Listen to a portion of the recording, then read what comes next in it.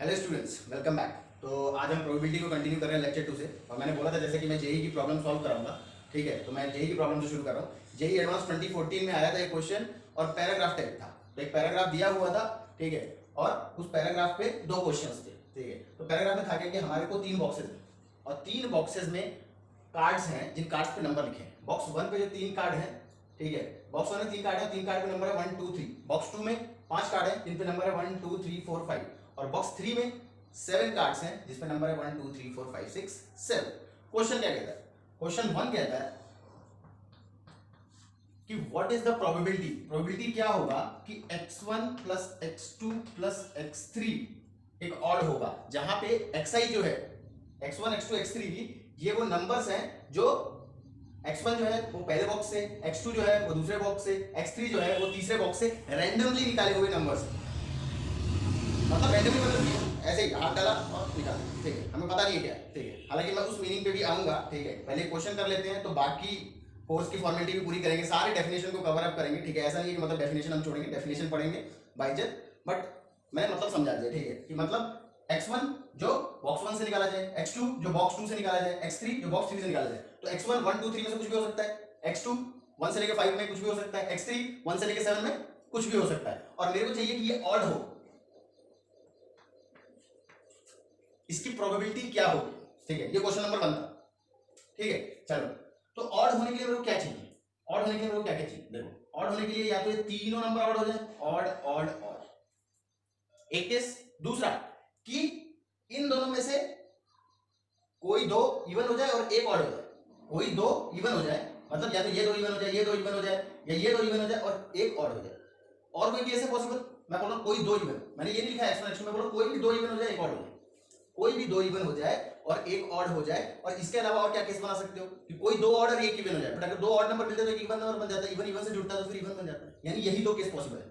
ठीक है, तो पहले मैं पहला केस देखता हूं कि तीनों अगर ऑड ऑड ऑड है, ये जीरो नहीं है, ऑड है, ऑड ऑड और ऑड, ये इवन इवन ऑड।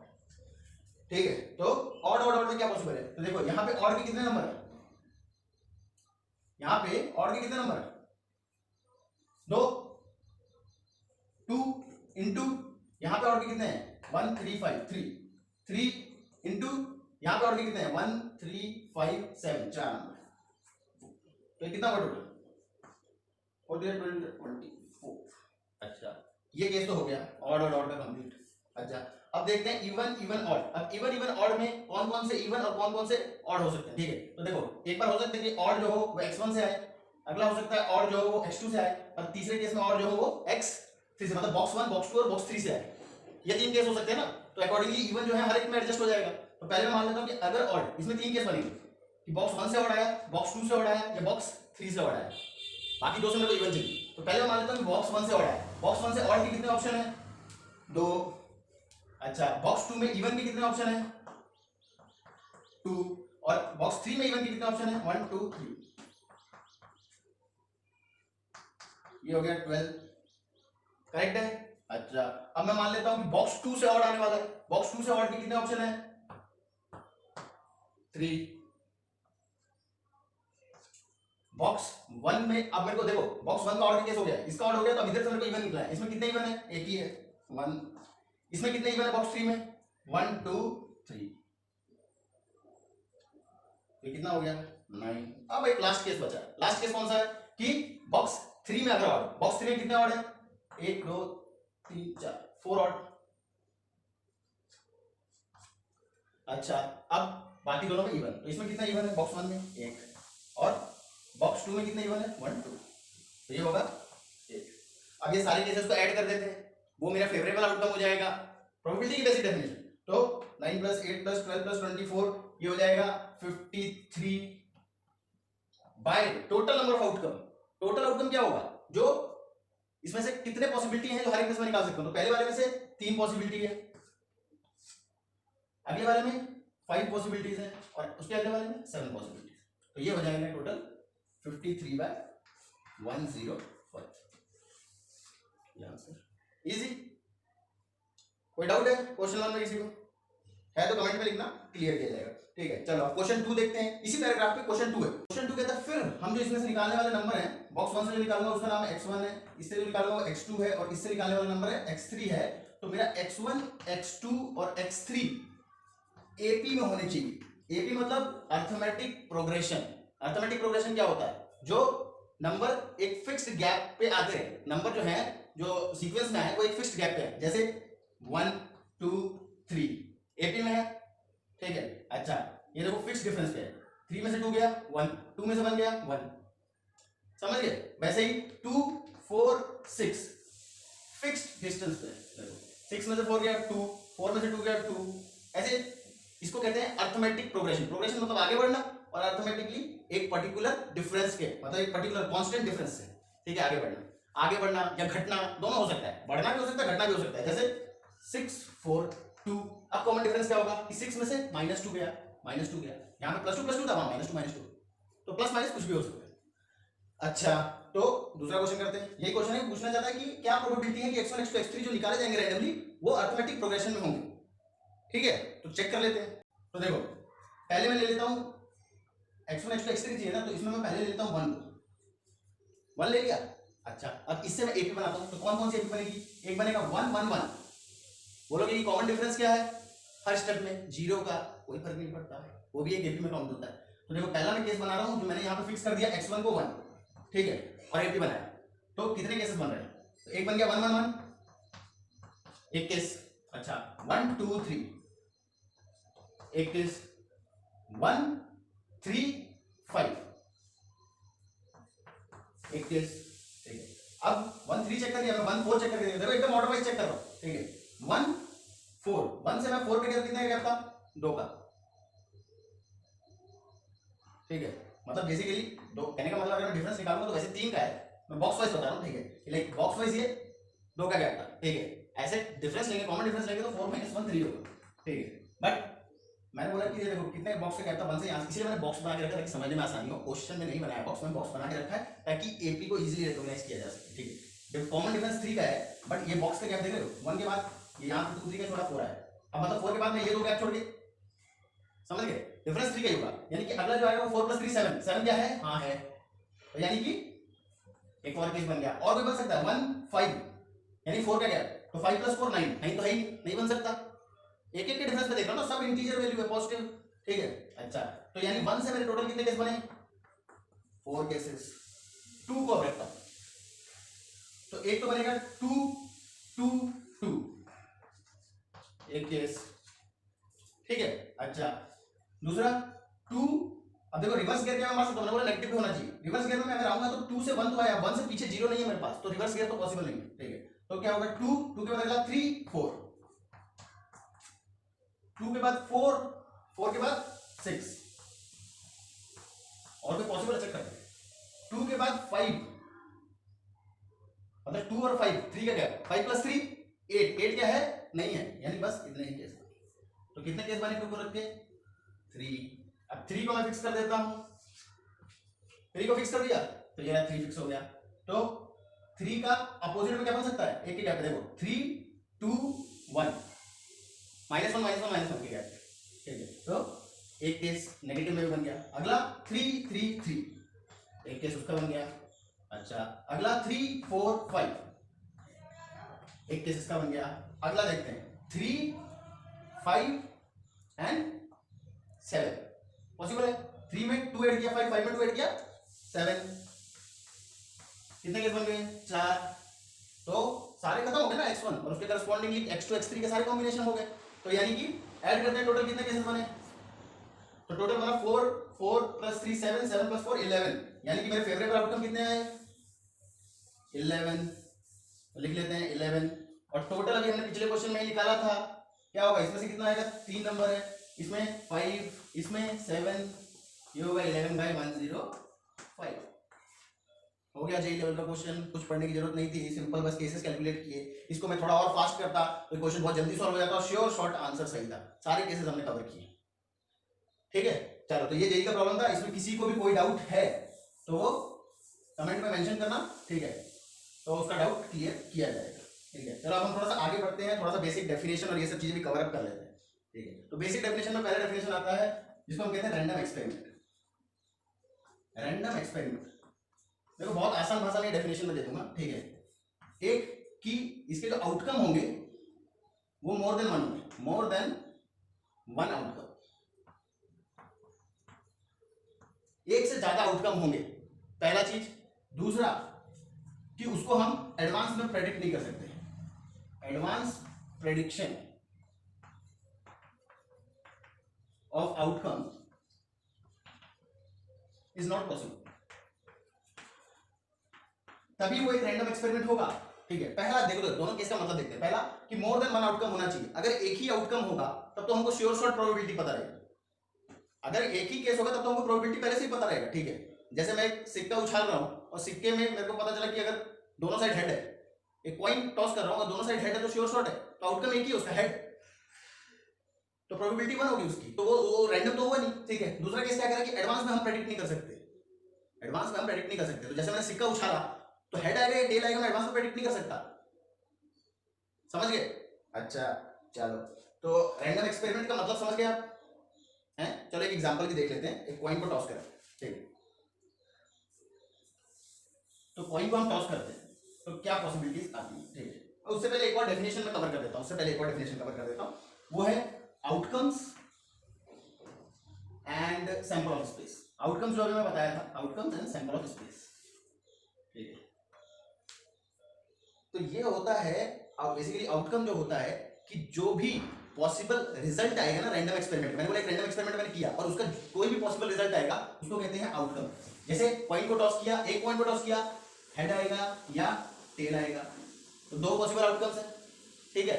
अच्छा, ये जब सारे आउटकम्स को मैं मिला देता हूं, ठीक है, जब सारे आउटकम्स मिल जाते हैं, ठीक है, मतलब टोटल पूरे सेट को मिला देता हूं, मतलब हेड और टेल कितने आउटकम है, दो आउटकम है, तो ये बन जाता है पूरा का पूरा सैंपल ऑफ स्पेस या सैंपल स्पेस का, ठीक है। और इसके हर एक पॉइंट को सैंपल पॉइंट कहा जाता है। देखो मैंने भाषा समझा दिया है, हालांकि क्वेश्चन में इतना ज्यादा जरूरी नहीं होता, बट जरूरी है ये सब चीजों को जानना, ठीक है। तो इसको कहते हैं हम सैंपल स्पेस या सैंपल, और इन पॉइंट्स को कहते हैं हम सैंपल पॉइंट। सैंपल स्पेस मतलब कि पूरे के पूरे आउटकम्स का सेट है, ठीक है। चलो अब एग्जांपल देखते हैं, थोड़ा मजा आएगा।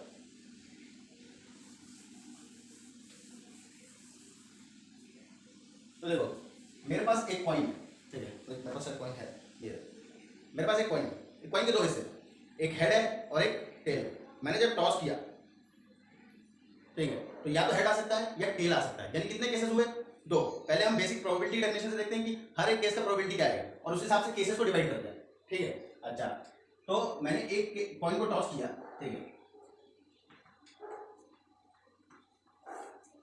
तो क्या आ सकता है, या तो हेड आ सकता है या टेल आ सकता है, सही बात। अच्छा, अब मैं पूछूं कि हेड आने की प्रोबेबिलिटी क्या है, तो फेवरेबल कितना है, एक, टोटल यानी कि सैंपल स्पेस में कितने हैं, दो, तो हेड आने की प्रोबेबिलिटी क्या हो जाएगी, हेड विल कम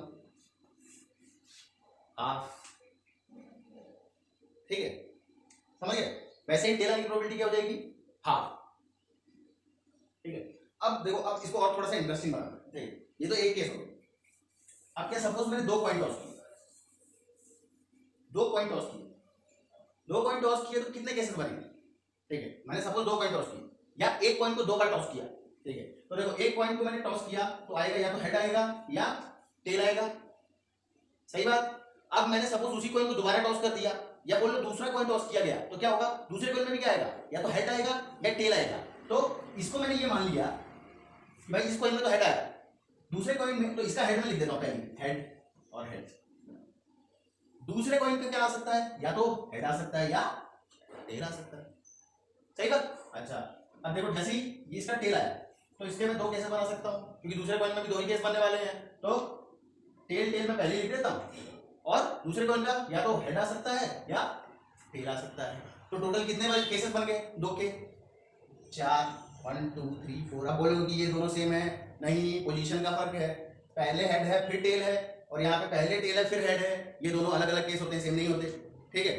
अच्छा, अब मेरे कुछ आइडिया मिल रहा है, आइडिया पता क्या मिल रहा है, अगर आप जाके काउंटिंग विदाउट काउंटिंग का पार्ट 1 देखोगे, वहां पे मैंने पीडीपी आइडिया बताया, मेरे को कुछ पैटर्न दिख रहा है कि दो से चार, अब मैंने 3 बार टॉस कर दिया तो ये तो ऐसे लिखा जाएगा, और इसके साथ दो केस और बन जाएंगे, जैसे मैं लिख के दिखाता हूँ। हेडेड है, इसको मैंने लिख दिया हेड हेड, और एक बार और टॉस किया ना मैंने, तो एक और हेड, और यहाँ पे फिर हेड हेड और टेल, तो ये भी फर्दर 2 दे दिया। तो यानी ये तो कुछ रामू जी के फैमिली का पैटर्न फॉलो अप कर रहा है, ठीक है। जिसको ये आइडिया नहीं पता है वो काउंटिंग विदाउट काउंटिंग का पार्ट 1 देखना, वहां पे मैंने एक्सप्लेन किया है। तो बेसिकली हो क्या रहा है कि जितने आउटकम आ रहे हैं, ठीक है, ठीक है, उनके फर्दर पावर बढ़ते जा रहे हैं, ठीक है। तो क्या था, पहले 2 थे, ठीक है, अगले में क्या हुआ कि 2 ने फर्दर 2 किए, यानी 2 गुणे 2, ठीक है। अगला फर्दर हर एक पे 2 दे रहे हैं, यानी कि फिर 2, यानी यहाँ पे 3 कॉइन के टॉस करने पे 8 आएंगे, यानी कि 1 कॉइन के टॉस करने में 2 पावर 1 आ रहा है, 2 कॉइन के टॉस करने में 2 पावर 2, और 3 कॉइन के टॉस करने में 2 पावर 3, यानी कि जितने उसके सैंपल स्पेस में एलिमेंट हैं, उसके जितने मैं केसेस लूंगा ना, जैसे 2 कॉइन को टॉस कर दिया या 1 कॉइन को 2 बार टॉस कर दिया, वो उतने नंबर ऑफ टाइम्स चला जाएगा। ये एग्जांपल को और दूसरे एक केस में समझते हैं। जैसे एक डाई होती है, पिरूटो में इस्तेमाल होती है, डाइस कहते हैं उसको। वो डाइस में कितने नंबर होते हैं, 1 से लेकर 6 तक नंबर होते हैं, ठीक है। हर एक की प्रोबेबिलिटी निकालें तो क्या आएगी, डाइस है, ठीक है। डाइस का केस लेते हैं, डाइस का केस लेते हैं, तो डाइस में कितने नंबर होते हैं, या तो गोले बना हुआ, ये देखो 1 में लिख दे रहा हूं, हालांकि वो डॉट बना है, 1 2 3 4 5 6 डाइस में ये सब नंबर होते हैं।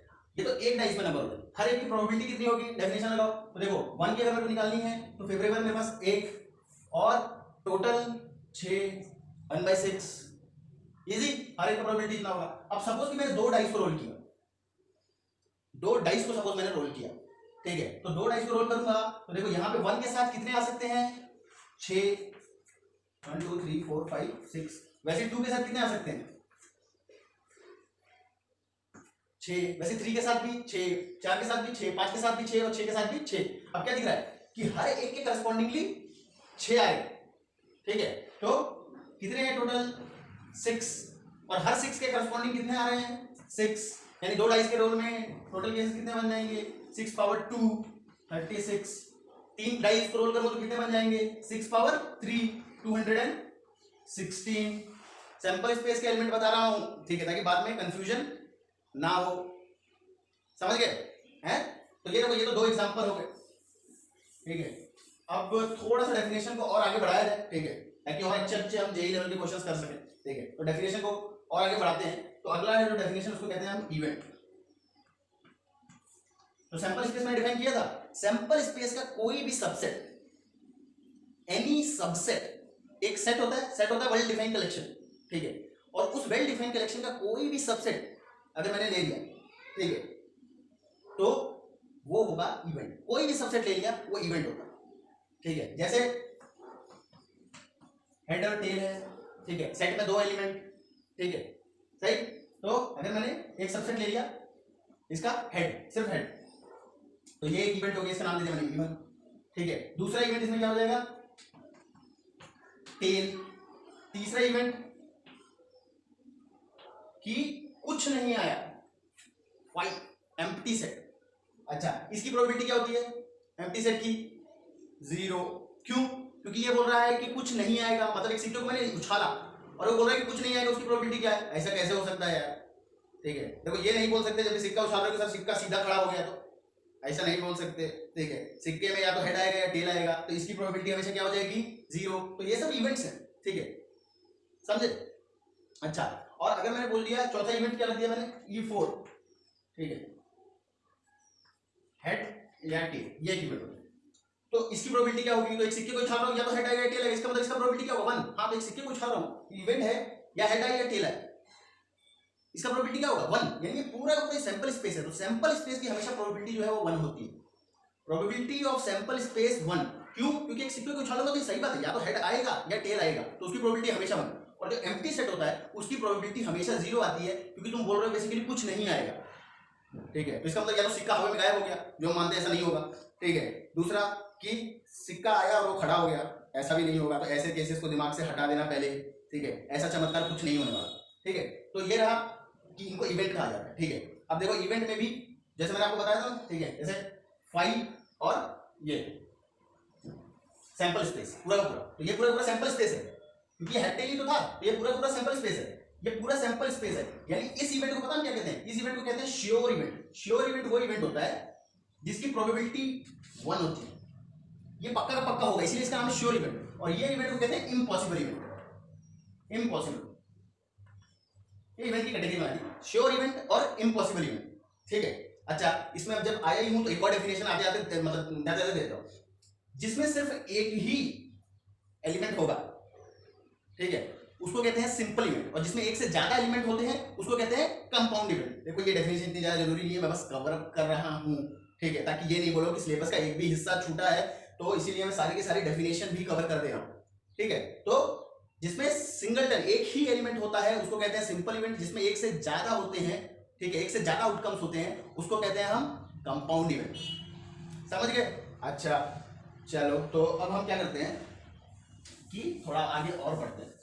ये सब तो क्या है, डेफिनेशन वाला पार्ट है, थोड़ा बोरिंग है बट फॉर्मेलिटी है, करना पड़ेगा।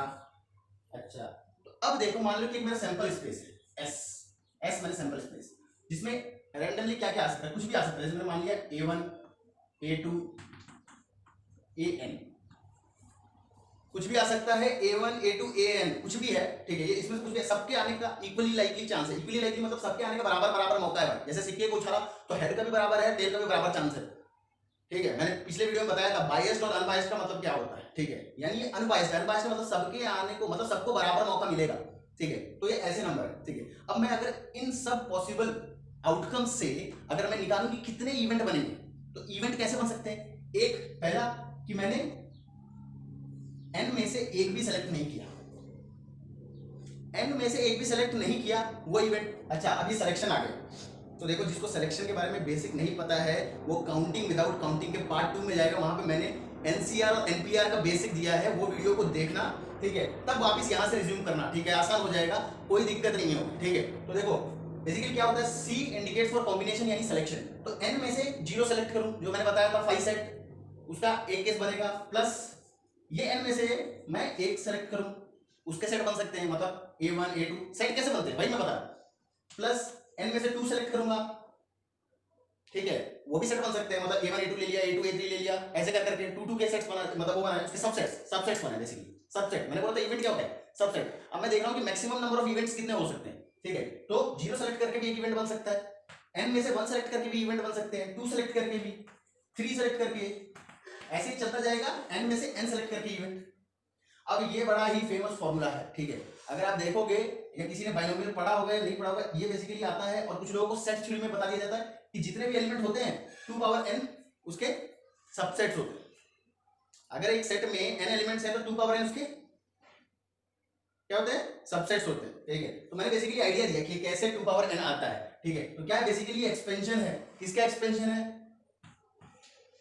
अगर मैं इसको लिखूं, अगर इसकी जगह x का टर्म रखना तो कुछ ऐसा होता है 1 प्लस x पावर n, और यहाँ सब में x 0 पे x पावर 0 होता, यहाँ पे x पावर 1 होता, यहाँ x पावर 2 होता, मल्टीप्लाई x पावर 3, और ये x पावर n तक जाता। ठीक है, देखो जिसको ये बात समझ नहीं आ रहा है कोई दिक्कत नहीं है, ये चीज मैं वापस कवर अप करूंगा। ठीक है, ये बाइनोमियल थ्योरम का है, इसलिए मैंने बता दिया कि 1 प्लस x पावर n का एक्सपेंशन ये होता है nc0 x power 0, nc1 x power 1, nc2 x power 2, nc3 x power 3, ऐसे ncn x पावर n तक जाता है। ठीक है, और मैंने देखा कि यहाँ पे सब जगह 1 1 1 1 है, इसका मतलब x को क्या डालूं मैं 1, तो क्या आ जाएगा ये 2 पावर n। समझ गए आइडिया? चलो, तो मतलब basically maximum number of events कितने हो सकते हैं अगर n एलिमेंट्स हैं सैंपल स्पेस में, तो 2 पावर n, मतलब बेसिकली कितने सबसेट्स पॉसिबल। समझ गए आइडिया? ओके, अब आगे बढ़ते हैं, और इसके आगे मैं कंटिन्यू करूंगा फर्दर अगली क्लास में, बट उससे पहले मैं एक क्वेश्चन दे जाता हूं। ठीक है, जिसको आप लोग ट्राई करने का। ठीक है, क्वेश्चन बहुत इजी है। क्वेश्चन कहता है अपना, क्वेश्चन क्या कहता है, क्वेश्चन कहता है कि सपोज मेरे पास एक कॉइन है, तो कॉइन में या तो हेड है या टेल है, अनबायस्ड कॉइन है, अनबायस्ड मतलब समझ रहे हो ना, दोनों को बराबर बराबर आने का मौका मिलेगा। अच्छा, अगर इस कॉइन में हेड आता है और अगर इस कॉइन में टेल आता है तो क्या करना? अगर कॉइन में हेड आया, ठीक है, तो ये जैसे कॉइन है मेरे पास, ये कॉइन में अगर हेड आया, ठीक है, तो कॉइन को जैसे मैं ऐसे टॉस कर रहा हूं, ठीक है, तो मेरे क्या करना, कॉइन में अगर हेड आ गया, क्योंकि आया इस बार हेड आ गया, तो कॉइन को फ्लिप करने का और टेल के हिस्से को ऊपर रखना, ठीक है, और फिर टॉस करना। ठीक है, तो अगर हेड आया तो मैं ऊपर वाला जो हिस्सा है उसको टेल रख के फिर कॉइन को टॉस करूंगा, और अगर टेल आया तो मैं क्या करूंगा, सिक्के का हेड वाला हिस्सा ऊपर रखूंगा। और फिर कौन पे टॉस करूंगा, ठीक है। अच्छा, अब मेरे को चाहिए क्या, ठीक है, ये काम मैं कब तक करता रहूंगा, जब तक या तो लगातार 3 हेड ना आ जाए या लगातार 3 टेल ना आ जाए, तब तक मैं ये काम करता रहूंगा। जब तक लगातार 3 हेड ना आ जाए या लगातार 3 टेल ना आ जाए, तब तक मैं ये काम करता रहूंगा, ठीक है। मतलब कॉइन टॉस करूंगा, हेड आया तो टेल को ऊपर रख दूंगा, फिर टॉस करूंगा, टेल आया तो हेड को ऊपर रख दूंगा, फिर टॉस करूंगा। तो क्वेश्चन ये कहता है, क्वेश्चन ये पूछना चाहता है कि इसकी क्या प्रोबेबिलिटी है, प्रोबेबिलिटी इसकी क्या है कि ये जो टॉस वाला प्रोसेस है, एक टॉस किया, यहां पहला टॉस किया, फिर यहां केस में दूसरा टॉस किया, फिर तीसरा टॉस किया, तो क्या प्रोबेबिलिटी है कि ये n इज इक्वल टू 4, मतलब 4 टॉस में मामला खत्म हो जाएगा, जो मेरे को चाहिए वो मिल जाएगा 4 टॉस में, इसकी क्या प्रोबेबिलिटी है। समझ गए, क्वेश्चन सॉल्व करने की कोशिश करना, बहुत ही सिंपल है, ठीक है। और इतने में आपका आइडिया पूरा का पूरा क्लियर हो जाएगा और ऐसे ही आगे बढ़ेगा। देखो मैं डेफिनेशन सारी बता रहा हूँ, डेफिनेशन बस नोट करने के लिए है, बट क्वेश्चन में भी इतना ज्यादा जरूरत नहीं होता, बट जानना जरूरी है, इसलिए सारी की सारी मैं डेफिनेशन भी क्लियर करूंगा, एक भी डेफिनेशन नहीं छोड़ूंगा, ठीक है। तो ये चीज को समझो, बाकी अगले क्लास में हम इसको और थोड़ा डिटेल में लेके जाएंगे, ठीक है। फिर हम घुसेंगे आइडिया ऑफ कंडीशनल प्रोबेबिलिटी को मैं डिफाइन करूंगा, Bayes theorem, total probability define करूंगा, और काफी सारे क्वेश्चंस को दूसरे तरीके से भी करा के दिखाऊंगा। तब तक के लिए क्वेश्चन ट्राई करो, ठीक है, और नेक्स्ट लेक्चर में मिलते हैं। कोई भी डाउट हो कमेंट में पूछने का, ठीक है। तब तक के लिए स्वस्थ रहो, मस्त रहो, जय हिंद, जय भारत।